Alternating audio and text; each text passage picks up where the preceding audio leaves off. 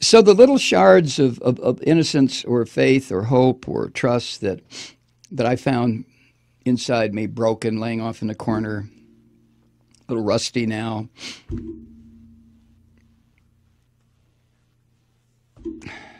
brown around the edges. Obama helped me pick some of those up and rub the dirt off a little bit. Try to put that together. Ever try to put hope or faith or trust or innocence back together? In the first place, you don't know what the hell shape it is. All you have is a bunch of pieces, and there's no model. You can't look at, there's faith. Okay, I'll put it back together like that. You can't do it. Because trust and faith and innocence and hope, it is a unique shape and it can't be duplicated. There is no such thing as hope 2.0.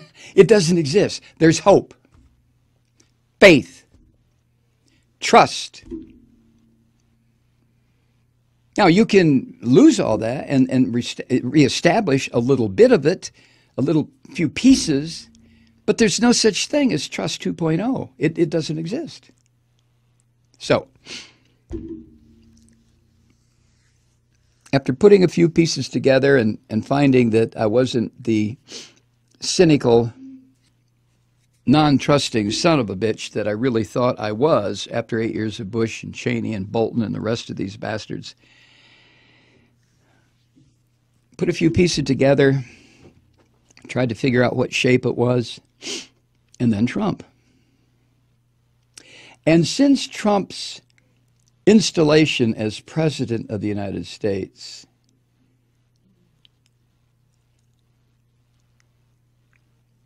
not only did the shape that I was trying to put that back together of faith or trust or hope or innocence, not only did the pieces not stick together anymore. During the Obama years, if I put this piece right there, it stayed. Let me put this piece right there. It stayed.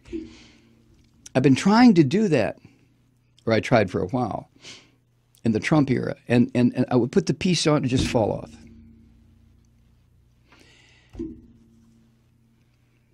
But here recently, I don't know if it was last week or last month or 2.5 weeks ago or 20 minutes ago, or I don't know. But here recently, I noticed something in my interior landscape. Those little pieces are gone.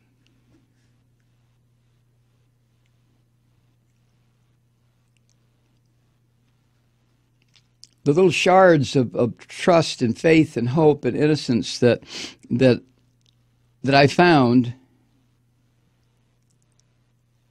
that I thought I'd never find again after what happened during the Bush years, after the leadership of my country told me and 300 million other Americans that this poor, miserable son of a bitch, Saddam Hussein, was about to unleash hell on earth into the United States unless we killed him and killed 1 million of his people. I couldn't fucking believe that. What is this? What is this madness?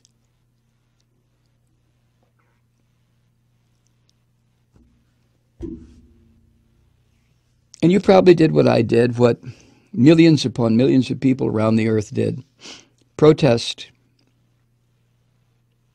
before the invasion occurred to try to get Cheney and Bush and John Bolton and the rest of the neocons not to commit massive war crimes in the name of a fucking America. That's why they did it. They told us that our country, our people, were in the crosshairs of this madman who had nuclear weapons under fucking palm trees in the middle of the desert. And where was media then?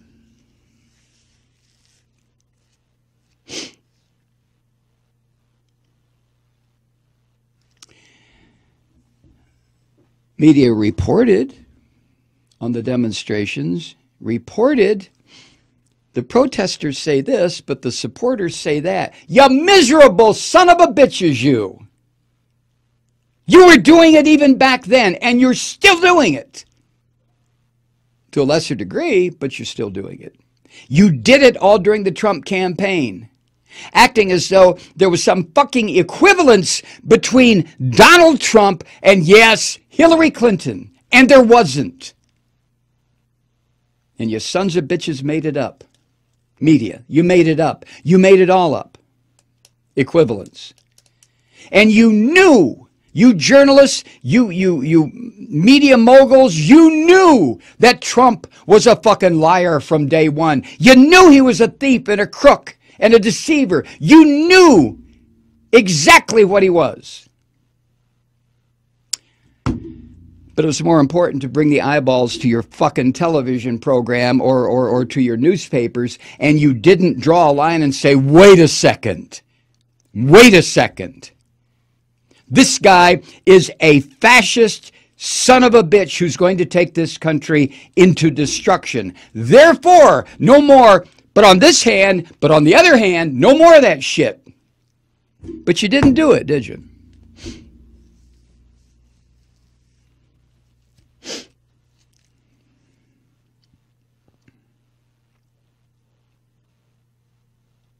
So I started looking around the other day, interior. You do that when you reach a certain age. Trust me. If you haven't done it already. But you reach a point in your life where you know that you're way closer to the end than you were to the beginning. That's where I am. And part of it is assessment. Everybody goes through this, I guess. I mean, if you have the least ability to think or the ability to put yourself in the proper perspective with the rest of the universe, which is pretty goddamn tiny, but at some point you assess who you are, what you've seen, what you've learned, what you've forgotten. Yeah, you can do that. The good, the bad, and the evil. You know what I'm talking about. So I'm just happen to be at that stage in my life. I think it was triggered. I think it was pushed to the forefront 16 years ago with Bush, and has expanded exponentially since Trump, to the point where it's very difficult for me to do anything but assess me, my place in the world, what's going to happen to my kids and grandkids, the political system, the Chinese, the North Koreans, ISIS, Israel, whatever the fuck it is. But the one thing that I've found that Trump has done where it concerns me,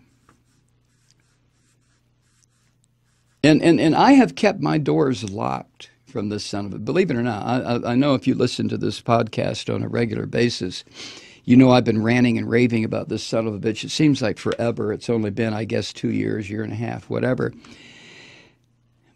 But I tried to lock out as much of him as I could as a means of self-preservation or a means of survival or a means of trying to find those pieces again and put them back together. A little bit of faith, innocence, hope.